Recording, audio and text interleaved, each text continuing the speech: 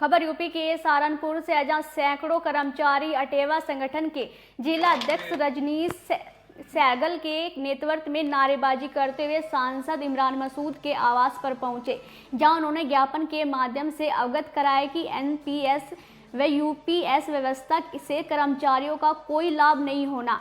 पुरानी पेंशन बहाल करने के लिए संगठनों ने पिछले दिनों भी दिल्ली में प्रदर्शन किया था। ऐसे में हम सभी सांसद इमरान मसूद के माध्यम से यह मांग करते हैं कि पुरानी पेंशन बहाल हो। इस पर इमरान मसूद ने तत्काल ही एक लेटर प्रधानमंत्री के नाम लिखते हुए इस मुद्दे को सदन में उठाने का आश्वासन भी दिया। इसी दौरान उन्होंने बड़ा बयान देते हुए क्या कुछ कहा, सुनिए। पार्लियामेंट के लिए मुझे दिया है, अभी मुझे मास्टर जी ने कहा है कि और डिटेलिंग मुझे दे देंगे। तो 10 तारीख को पार्लियामेंट स्टार्ट होगा, तो 10 तारीख को मैं किसी भी तरह किसी भी नियम में कोशिश करूंगा कि इस मुद्दे को प्रधानमंत्री के समक्ष उठाऊं, आपकी भावनाओं से अवगत कराने का काम कर सकूं।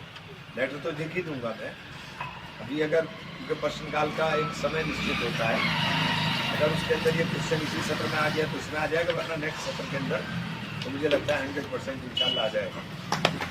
हालांकि इस वक्त हालात ये हैं कि सिलेक्टिवली सिलेक्ट होते हैं क्वेश्चन, क्योंकि जिनका इम्पैक्ट पूरे मास के ऊपर पड़ता है, पूरे समाज के ऊपर पड़ता है, उनको कोशिश की जाती है कुछ लोग अवॉइड कर दें। तो ये बड़ा दुर्भाग्य है लोकतंत्र के अंदर, क्योंकि हम जिस तरह के ऊपर जा रहे हैं वो देश के लिए बेहतर नहीं। देश को, समाज को नफरत के नाम के ऊपर जिस तरह से देश के अंदर बांटा जा रहा है वो सबके लिए घातक है, क्योंकि समाज वोट करने का जो पैटर्न है वो धर्म हो रहा है, जबकि धर्म अच्छे कर्म के लिए होता है, लेकिन धर्म सत्ता के लिए इस्तेमाल हो रहा है। ये बहुत गलत है। धर्म तो व्यक्तिगत विषय है और सबको अपनी आस्थाओं का सम्मान अपना आप भी करना चाहिए और दूसरे की आस्था का सम्मान उससे ज्यादा करना चाहिए। जब आप दूसरे की आस्था का सम्मान करते हैं तो निश्चित रूप से आपका जिसके प्रति आस्था है उसका सम्मान दूसरे के मन में बहुत ज्यादा बढ़ता है। क्योंकि यही बुनियाद मेरा तो आपसे, क्योंकि आपने मुझे पार्लियामेंट में भेजा, ऐसे जगह भेजा जब बड़ा प्लेटफॉर्म है, आपकी आवाज निश्चित रूप से मजबूती के साथ उठेगी। और अगर मेरा क्वेश्चन सिलेक्ट हो गया तो मैं आप में से 2-4 को इनवाइट भी कर लूंगा कि आ जाओ भाई पार्लियामेंट में, पार्लियामेंट में मैं व्यक्तिगत रूप से हमारे जो मिनिस्टर हैं, मानव संसाधन मंत्री, मैं व्यक्तिगत रूप से ये पत्र उनको भी जाकर दूंगा। ये जो अपनी तरफ से लिखा पढ़ी करने का काम है उस तमाम मैं संपूर्ण करने का काम करूंगा, ये आपको आश्वासन देना चाहता हूँ। मैं पार्लियामेंट के अंदर हूँ तो आप ये समझिए कि आप पार्लियामेंट के अंदर जो होगा, आपकी तमाम भावनाओं को मैं अवगत करा करके जो भी हमसे हो सकता होगा, क्योंकि हमारी तो जैसा मास्टर जी ने बताया, हमारे तो एजेंडे में मैनिफेस्टो में शामिल था कि अगर हम होते तो हम पुरानी पेंशन बहाली करते। अभी ये तो झुंझुना आपने चला होगा, मैं झुंझुना कह रहा हूँ, झुंझुना पकड़ा रही है सरकार।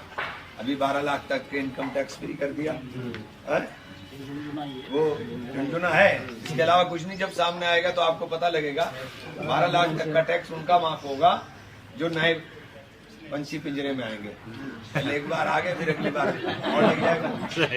जो पुराना ईमानदारी के साथ टैक्स दे रहा है उसको कोई छूट नहीं। तो ये जो देश में हो रहा है इसको समझने की जरूरत है। आप लगातार पिछले 2 महीने में शेयर मार्केट गिर रहा है, लाखों करोड़ रुपया डूब गया लोगों का, लेकिन लोगों को इस बात की चिंता नहीं है। घर चलाना मुश्किल हो गया, इस बात की चिंता नहीं है, क्योंकि इसकी तरफ ध्यान ही नहीं आने देते।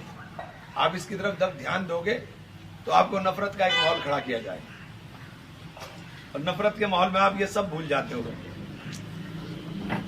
आप सब भूल जाते हो अपनी परेशानियों को। एक ही चीज आपको दिखाई पूरे देश में और क्या हो रहा है, इसके अलावा आप बताओ क्या हो रहा है, अगर आपको कुछ और समझ में आ रहा हो तो, क्योंकि सब लोग आप बुद्धिजीवी वर्ग के लोग हैं, आप समझते हैं। और जिस दिन आपने आंख खोल ली, मैं और भी बात नहीं कर रहा हूं, केवल आपने आंख खोल ली, क्योंकि एक एक आदमी आपका कम से कम 100 आदमियों को इफेक्ट करता है। एक आदमी मिनिमम 100 आदमियों को इफेक्ट करता है। अगर आपने आंख खोल ली तो देश के अंदर उसी दिन क्रांति आ जाएगी। अगर आपने आंख खोली, क्योंकि आपकी आंखें बंद हैं भी, आपके सोचने समझने की शक्ति छीन हुई भी है। जिस दिन इसे खोल करके अपने बारे में सोचने का काम करोगे, अपने बच्चों के भविष्य के बारे में सोचने का काम करोगे, तो फिर फैसला आपको लेने में आसानी होगी। फिर फैसला लेने में आसानी होगी। मेरा सिर्फ यही निवेदन है, और आप लोगों सब लोग आए, आपका मैं आभारी हूँ। आपका